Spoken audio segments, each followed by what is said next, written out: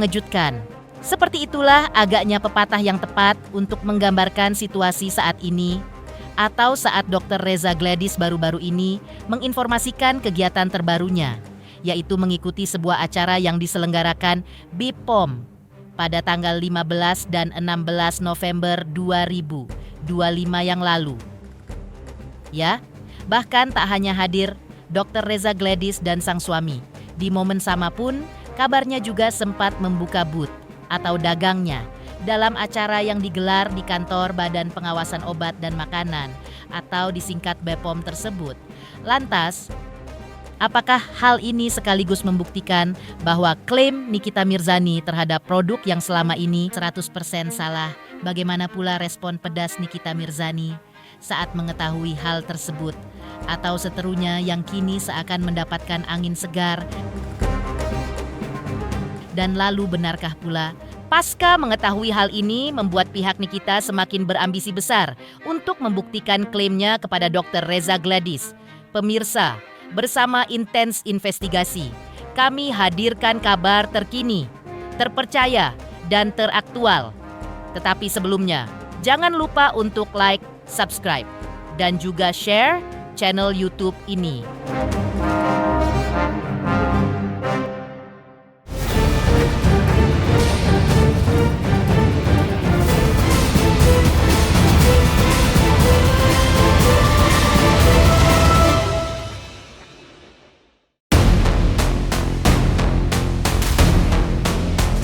Pemirsa Intens Investigasi, seperti diceritakan sebelumnya atau kembali pada momen hadirnya Dr. Reza Gladys dan sang suami atau Bah Mufid ke acara yang diselenggarakan Badan Pengawasan Obat dan Makanan atau disingkat BPOM.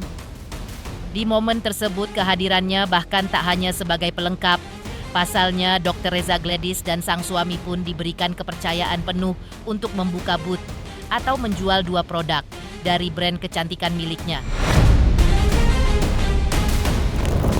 Maka tak ayal di momen ini pun Dr. Reza menuliskan kalimat seperti ini dalam unggahan yang menampilkan beberapa potret dirinya saat berada di sana. Masya Allah, kemarin terasa seperti salah satu hadiah terindah dari Allah setelah setahun penuh ujian. Bersyukur sekali bisa ikut berpartisipasi dalam acara besar BPOM, bahkan diberi kesempatan membuka booth dan berjualan langsung. Terima kasih sebesar-besarnya kepada Bapak Kepala BPOM yang telah meluangkan waktu untuk mampir ke booth kami, dan terima kasih juga kepada pasien setia tak pernah gentar. Ya, Dr. Reza dalam hal ini agaknya patut berbangga hati. Pasalnya, setelah menang pertarungan melawan seterunya Nikita Mirzani, hingga membuatnya harus mendekam selama kurang lebih 4 tahun di penjara. Kali ini dengan diundangnya Dr. Reza ke BPOM seolah mengubah arah angin pertempuran. Masyarakat agaknya juga akan dibuat percaya kembali dengan produknya, yang selama ini dianggap Nikita overclaim. Lantas, benarkah pula dengan diundangnya dengan Dr. Reza Gladys seolah menjadi bukti mutlak bahwa produk kecantikan miliknya benar-benar aman, legal, dan tidak berbahaya seperti yang pernah ditudingkan? Seperti apa pula curahan Dr. Reza Gladys yang ditulis dalam akun media sosialnya? Setahun terakhir bukan waktu yang mudah. Kalian menyaksikan semuanya terang-terangan.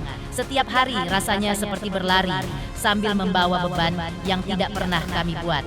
Di-framing dengan tuduhan produk berbahaya. Dicap seolah-olah kami tidak peduli pada konsumen. Padahal selama 13 tahun kami berdiri, kami bangun brand ini dengan segenap hati. Kami akan terus belajar, terus memperbaiki diri, terus transparan, dan terus menjaga kualitas.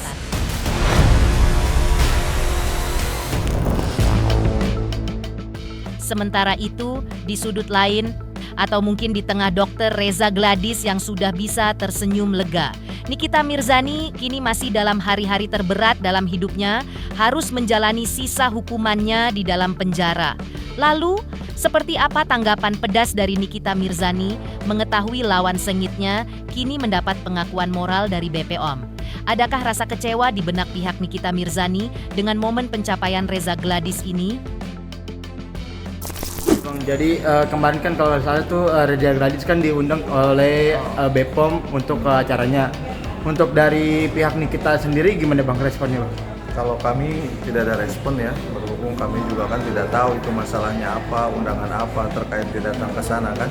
Ya suka-suka mereka lah mau datang ke BPOM atas undangan kan, undangan jelas ya harus hadir kan. Tapi kalau dari kami sendiri ya kita tidak merespon. Kalau kepentingan kami kan sudah disampaikan dahulu ya pada saat mau kita meminta untuk menjadi saksi ahli kan atau siapapun perwakilannya dari BPOM untuk ahli persidangan kan ternyata tidak hadir. Ya kalau sekarang kan terlepas dari apapun itu yang terjadi, mereka ada undangan, mereka hadir ya sah-sah saya menurut saya sih seperti itu. Oke, berarti demikian ya respon dari pihak Nikita. Ya cukup demikian, terima kasih.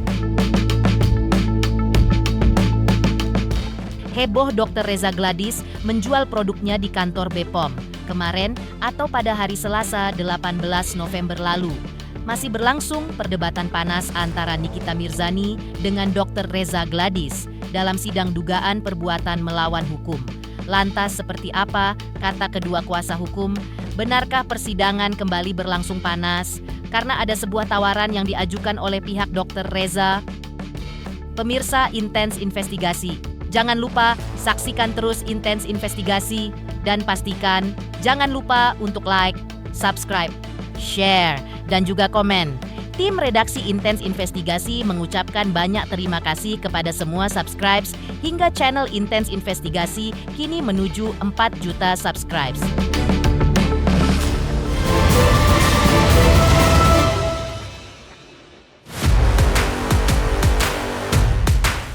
Beralih ke medan pertempuran berikutnya atau sidang lanjutan dengan agenda mediasi dalam gugatan perdata perbuatan melawan hukum yang diajukan pihak Nikita terhadap seterunya Dr. Reza Gladys. Sidang kembali berlangsung panas. Pasalnya menurut kuasa hukum Nikita, tindakan yang dilakukan pihak kuasa hukum Reza Gladys tidak rasional karena meminta uang dengan jumlah lebih besar yakni 504 miliar rupiah. Suasana hujan yang sejuk ini ya, kita sudah menyelesaikan proses mediasi dengan agenda hari ini adalah jawaban yang disampaikan oleh para tergugat terhadap proposal penggugat yang sudah kami sampaikan minggu lalu. Jadi memang di salah satu poin itu ada ya, tapi poin pertama mereka menanggapinya bahwa mereka menolak ya proposal yang diajukan oleh para penggugat yaitu 200 miliar ya. Nah, kemudian mereka juga mendalilkan di dalam jawaban itu berdasarkan putusan 362 dan putusan 363 ya. Nah, terus kemudian di poin terakhir juga disampaikan ada menurut mereka kerugian 4 miliar ditambah 500 miliar ya. Nah, saya kira apapun jawaban mereka ya itu hak mereka sebagai tergugat ya, dan itu hak mereka. Tapi tadi ditanyakan apa tanggapannya. Tanggapan saya adalah begini. Ini kan kita harus mengerti hukum acara ya, sesuai dengan Perma 1 2016 ya, bahwa kita tidak bicara namanya pokok perkara, kita bicara namanya identifikasi masalah, terus kemudian bicara solusi dalam proses mediasi. Nah, kalau tadi didalilkan ada kerugian 4 miliar dan 500 miliar, saya kira itu irasional ya, karena kan kalau kita mau baca baik-baik putusan 362 dan putusan 363 itu kan jelas uang 4 miliar itu kemana? Ya itu kan dalam penyitaan, benar enggak? Nah terus kemudian bicara namanya 500 miliar, ini kan irasional, ya kan? Jadi saya kira kalau kita menyampaikan sesuatu kerugian itu, ya saya kira yang rasional lah ya. Tapi nggak apa-apa, itu hak mereka ya. Begitu. Nah, kalaupun misalkan mereka mengalami kerugian ya sesuai dengan yang disampaikan dalam jawaban, ada nanti ranahnya yaitu dalam pokok perkara. Jadi kita nggak bicara kerugian dalam proses mediasi ya.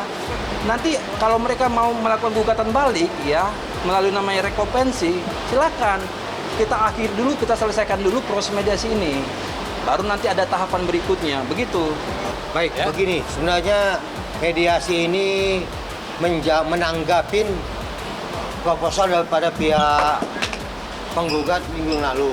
Kami menanggapi minggu ini seperti apa yang telah kami sampaikan minggu lalu.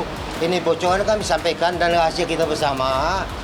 Siang ini kami jawab secara tegas dari klien kami bahwa kami menanggapi proposal dari pihak penggugat. Kami menanggapinya, nilai yang kami tanggapi, kami mengajukan kerugian kami 504 M. 4 M itu adalah kerugian akibat pemerasan, 500 imaterial. Jadi pihak penggugat mengajukan 200 M minggu lalu, kami minggu ini 504 M. Jadi selisihnya ada 304 M. Kami mau sepakat untuk berdamai jika ada selisih ini dikembalikan pada kami 304 M. Itu mungkin yang perlu sampaikan. Ada tambahan, Jol? Kalau Pertanyaan. misalnya misalnya tidak dibayarkan, tidak itu seperti apa nantinya? Kalau tidak dibayarkan ya gagal mediasi. Berarti Jadi lanjut ya? lanjut ke sidang perkara pokoknya. Berarti penentuannya minggu depan ya Pak? Ya, minggu depan. Ya, tunggu hasil kaukusnya.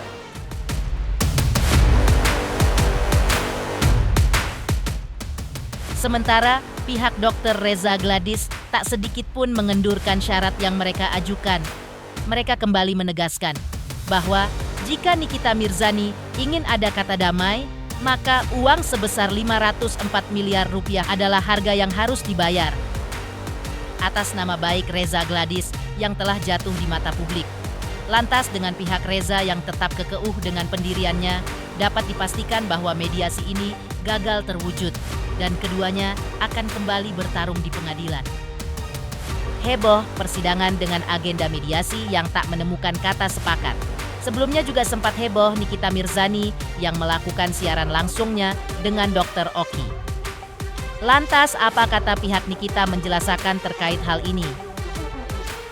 Pemirsa Intens Investigasi, jangan lupa saksikan terus Intens Investigasi dan pastikan jangan lupa untuk like, subscribe, share, dan juga komen. Tim redaksi Intens Investigasi mengucapkan banyak terima kasih kepada semua subscribes hingga channel Intens Investigasi kini menuju 4 juta subscribes.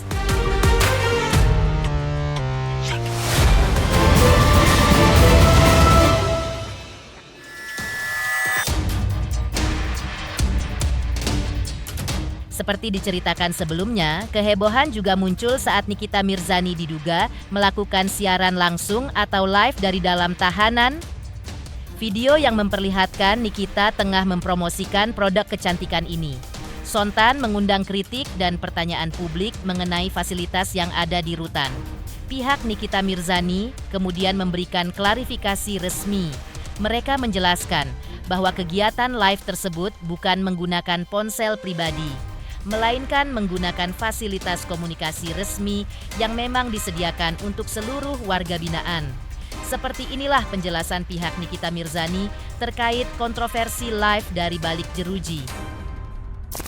Tadi juga disampaikan kepada saya bahwa terkait masalah komunikasi video call itu ternyata ramai di luar. Ya. Sementara Niki juga merasa tidak melakukan kesalahan apapun, ya, karena memang beliau ini dalam pesakitan, ya, pengawasan. Artinya dia melakukan itu tentu ada yang mengawasi, ya. Nah, seharusnya orang di luar sana tidak perlu nih kita dibully lah, ya. Kalau misalnya memang itu dianggap salah, ada peraturannya, ya udah datang aja ke rutan ini mempertanyakan. Cukup sampai di situ aja sebenarnya, tidak usah digoreng lah. Ya, apakah karena beliau ini public figure sehingga pihak rutan sendiri kan sudah menyampaikan kan bahwa memang ada fasilitas di dalam. Ya, saya pikir bahwa semua rutan di seluruh Indonesia ini pasti ada fasilitas seperti itu. Karena ini terkaitan dengan hak asasi. Mereka yang ditahan ini ada keluarganya di luar, mungkin nggak ada anaknya, mau komunikasi makanya disiapkan. Kalau persoalan ada telepon misalnya dia keluar, ya tentu kan ada dalam pengawasan.